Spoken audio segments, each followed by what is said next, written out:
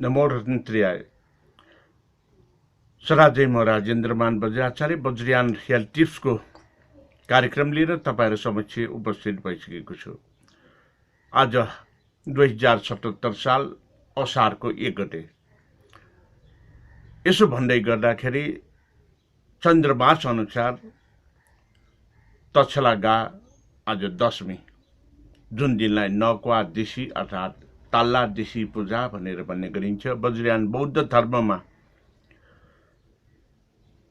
ताल्ला दिशी पूजा र चिकुला दिशी पूजा, गर्मी महिनाको यो चाहिँ दिशी पूजालाई ताल्ला दिशी पूजा भनेर भन्ने गरिन्छ भने जाडो महिनाको दिशी पूजालाई चिकुला दिशी पूजा अर्थात मालखो दिशी भनेर भन्ने प्रचलन छ। हो, आजको दिन ताल्ला अर्थात गर्मी महिनाको दिशी पूजा। वज्रयान बौद्ध धर्मको निमित्त यो दिन अति नै महत्त्वपूर्ण हुने गर्दछ। जुन चाहिँ जलाधार स्तम्भबाट प्राप्त भएको ज्ञान प्रज्ञोदय हे वज्र नैरात्मको ज्ञानको आधारमा यो ताल्ला दिशी पूजा र चिकुला दिशी पूजा वज्रयान बौद्ध परम्परामा 6 महिनाको अन्तरालमा आउने महत्त्वपूर्ण परिवर्तनको दिन को रूपमा लिने गरिन्छ। र आजको दिनको सन्दर्भमा मैले यति नै तपाईहरुलाई चर्चा गर्दै आज वज्रयान हेल्थ टिप्समा जुन चाहिँ हिजो र अस्तिको दिनमा कफ बात पित्तका दोषहरू नाडीको पहिचानबाट कसरी थाहा पाउने भनेर मैले तपाईहरुलाई चाहिँ जानकारी गराएको थिएँ। र नाडीमा अब यहाँ चाहिँ यसरी 3 औंलाले जुन चाहिँ छाम्ने प्रचलन रहेको छ आयुर्वेद र आधुनिक चिकित्सामा पनि। तर वज्रयान बौद्ध परम्परामा वज्रयान थेरापीको अन्तर्गत मैले यहाँ यो भागमा यसरी चाहिँ छाम्ने गर्दछु।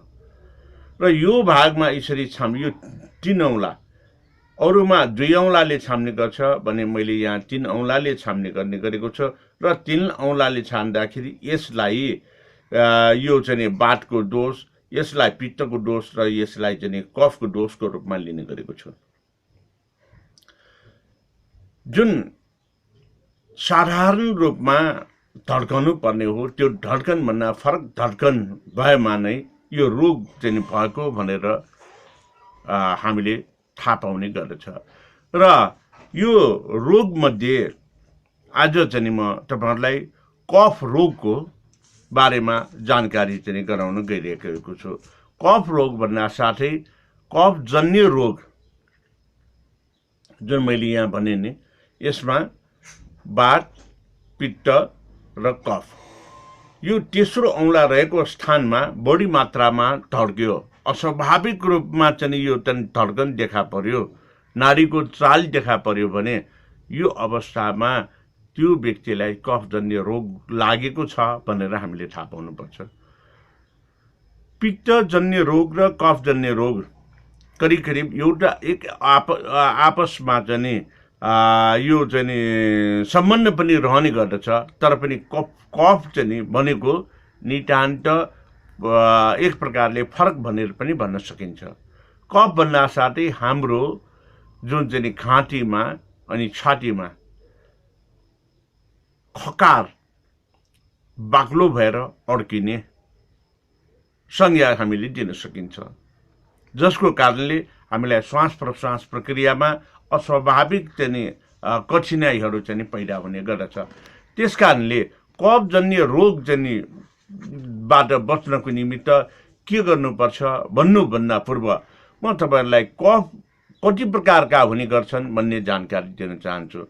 कफजन्य रोग यो चाहिँ 20 प्रकारको हुने गर्दछ, जसलाई तृप्ति कफ, स्टैमिनित्य कफ, निरानी दिग्य कफ, तन्द्रा कफ, गुरु गात्रता कफ चाहिँ आलस्यता कफ, मुख माधुर्य कफ, मुख श्राव कफ, श्लेष्मोदीकरण कफ, मलाधिक्य कफ, यो कण्ठोपलेश कफ, बलासक कफ, हृदय कफ, धमनी प्रति कफ, गलगन्ध कफ, अतिश्रौल्य कफ, शीतानिग्ध कफ, उदर्ग कफ, श्वेताभासत कफ, श्वेतमुक्त नेत्र वर्चस्व कफ, यसरी 20 प्रकारका कफहरू हुने गर्दछन्।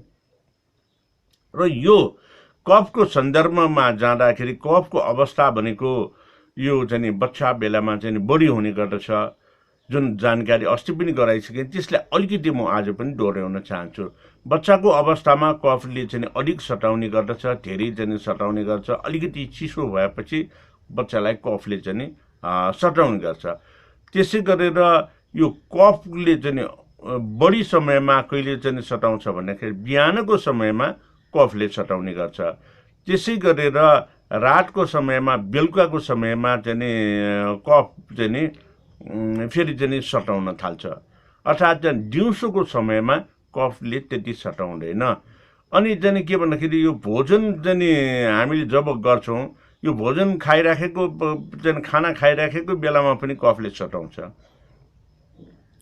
र त्यसै गरेर चाहिँ यो चाहिँ ऋतु अनुसार भन्ने हो भने कफबाट हामी चाहिँ टाढा रहने अथवा कफ नलाग्ने, कफको रोग नलाग्ने भनेको ग्रीष्म ऋतु, जुन हिजोसम्म हामीले चाहिँ ग्रीष्म ऋतु चाहिँ मा रहेका थियौँ र आजबाट हामी ग्रीष्म ऋतुलाई चाहिँ पार गरेका छौँ र वर्षा ऋतुमा प्रारम्भ गरेको छ। र यो अवस्थामा पनि कफको चाहिँ यो चाहिँ वृद्धि नै अब चाहिँ कफको चाहिँ रोगले चाहिँ सपाट्न थाल्ने अवस्था चाहिँ सृजना हुन्छ। र यो कोपकै रूपमा चाहिँ धेरै चाहिँ कफले सताउने भनेको वसन्त ऋतुमा हुने गर्छ, जुन यो चाहिँ अहिले गर्मी चाहिँ बाट चाहिँ हामी चाहिँ पार भएका छौँ। अबको भनेको यो वसन्त ऋतु अर्थात् पालुवा लाग्ने ऋतुमा यो कफजन्य रोगले बढी मात्रामा सताउने गर्दछ। र ठिक्क कफ त्यति सताउने पनि होइन, तर कफको रोग लाग्न सक्ने भनेको हेमन्त ऋतुमा हुने गर्दछ। अब यिनै कुराहरू चाहिँ गर्दा गर्दै कफ चाहिँ लाई चाहिँ हामीले दोषको रूपमा यो जानकारी चाहिँ लिने बेलामा कफ केले बढाउँछ अथवा चाहिँ कफ केले चाहिँ हामीले चाहिँ निको पार्न सकिन्छ भनेर जानकारी राख्नुपर्ने हुन्छ। अब कफ भनेको प्राय यो चिल्लो पदार्थले पनि हुने गर्दछ। किन भन्दाखेरि चिल्लो पदार्थ खाएपछि हाम्रो शरीरमा जुन चाहिँ चिल्लो पदार्थको कारणले शरीरमा जुन चाहिँ यहाँ चाहिँ घाँटीबाट छिन्ने ठाउँमा जुन जाम हुन सक्छ चिल्लोको कारणले, त्यसले पनि कफ चाहिँ पैदा गर्न सक्छ। अब यो भयो कफका विभिन्न स्वरूप र चाहिँ कफ सम्बन्धी चाहिँ साधारण जानकारी। अब यसै सन्दर्भमा म आज चाहिँ कफकै सन्दर्भमा जानु पर्दाखेरि कफको स्वरूप र स्थानलाई म अझ चाहिँ विस्तृत रूपमा चाहिँ जान चाहन्छु। कफको स्वरूपको सन्दर्भमा हामीले चाहिँ जाँदाखेरि कफ चाहिँ यो क्लेडन कफ चाहिँ भनेको चाहिँ आमाशयमा लाग्ने गर्दछ, जम्ने गर्दछ। अनि अवलम्बन कफ भनेको चाहिँ मुटुमा चाहिँ जम्ने गर्दछ। अनि त्यसैले लिएर चाहिँ रोशन कफ भनेको घाँटीमा जम्ने गर्दछ। र चाहिँ यो स्नेहन कफ भनेको घाँटीबाट यहाँ चाहिँ मस्तिष्कतिर चाहिँ जाने ठाउँमा चाहिँ त्यो चाहिँ कफ चाहिँ जम्न चाहिँ पुग्छन्। अनि श्लेष्मन कफ भनेको चाहिँ जोर्नीमा चाहिँ हुनेलाई श्लेष्मन कफ भनेर चाहिँ भन्ने गरिन्छ। त्यस कारणले यो कफका विविध प्रकारहरू चाहिँ भयो, जसको कारणले कफ अड्किएको खण्डमा हाम्रो श्वास प्रश्वास प्रणालीलाई नै यसले चाहिँ अप्ठ्यारो पारिदिन्छ। अनि घाँटी चाहिँ बन्द हुने, नाक बन्द हुने, यो छातीमा घ्यार चाहिँ आउने, यस्ता चाहिँ कुराहरू यो कफको विविध प्रकारले गरेर चाहिँ हामीलाई समस्याको रूपमा हुने गर्दछ। जसको कारणले कफ फाट्न सकेन भने त्यसले खोकी चाहिँ पैदा गरेको छ भने खोकीलाई पनि अझ अप्ठ्यारो चाहिँ गर्छ। र खोकी निको पार्नको निमित्त पनि यो कफले झनै अप्ठ्यारो चाहिँ हुने अवस्था चाहिँ आउन सक्छ। त्यसकारणले विभिन्न प्रकारको कफ रोगबाट निको पार्नको निमित्त हामीले के गर्ने त, के गर्दा कफबाट बच्न सकिन्छ भनेर चाहिँ तपाईहरुलाई जानकारी गराउनु पर्दाखेरि हामीले यो के घरमा चाहिँ पाउने कालो मिर्च, मरिच, कालो मरिच 3 गेडा आधा कप चाहिँ पानीमा भटभटी उमाल्ने र त्यसलाई चाहिँ दिनको 3 पटक पिउँ। यो चाहिँ 1 कप चाहिँ पानी दिनको 3 पटक चाहिँ पिउने। 3 गेडा चाहिँ मरिच राखेर पानी पकाउने अनि बिहान दिउँसो बेलुका यो चाहिँ खाना पूर्व तपाईहरुले चाहिँ पिउने चाहिँ गर्नुभयो भने कफबाट राहत मिल्न सक्छ। त्यसै गरेर अब यो चाहिँ मरिच चाहिँ कसैलाई चाहिँ मन पर्दैन भने अनि तपाईले चाहिँ के गर्न सक्नुहुन्छ भन्दाखेरि सुप, जुन मरिचे सुप भन्ने गरिन्छ, सौँफ भन्ने गरिन्छ, सुप र ज्वानो आधी चम्चा गरेर 1 चम्चा 1 कप पानीमा उमाल्ने अनि चाहिँ मनतातो गरेर चाहिँ दिनको 3 पटक यो चाहिँ खानापछि पिउने गर्दाखेरि पनि कफलाई सन्चो गर्दछ। त्यसै गरेर कफबाट चाहिँ हामी निदान पाउने अर्को उपाय पनि छ। त्यो अर्को उपाय भनेको के भन्दाखेरि यो चाहिँ करिब चाहिँ 1 चम्चा आधा चम्चा मह, आधा चम्चा महमा 10 थोपा लसुनको झोल, आधा चम्चा महमा 10 थोपा लसुनको झोल राखेर चाट्ने वा 10 थोपा लसुनको झोललाई 1 कप चाहिँ मनतातो पानीमा मिसाएर पिउने गरेको यो दिनको 3 पटक पिउने गरेको सन्दर्भमा पनि कफ फाट्ने गर्दछ।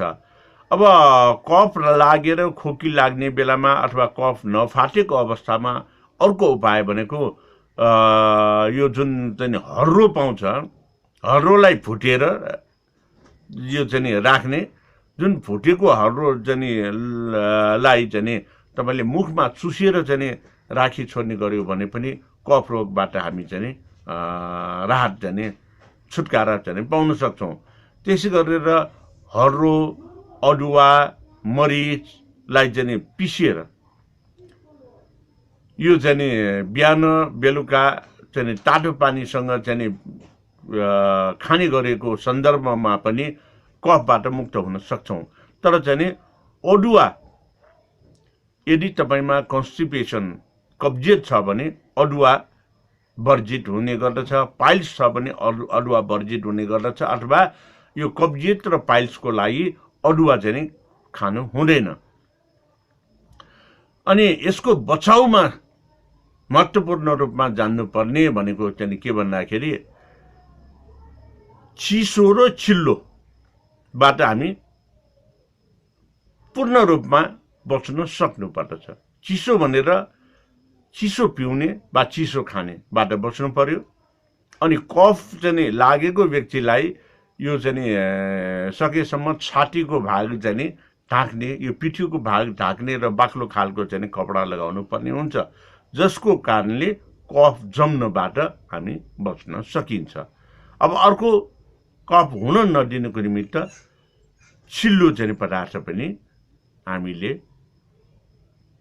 बन्द गर्नुपर्ने हुन्छ। यति गरेको खण्डमा हामीले कफबाट मुक्ति पाउन सकिन्छ भन्दै आजको वज्रयान हेल्थ टिप्स कार्यक्रमलाई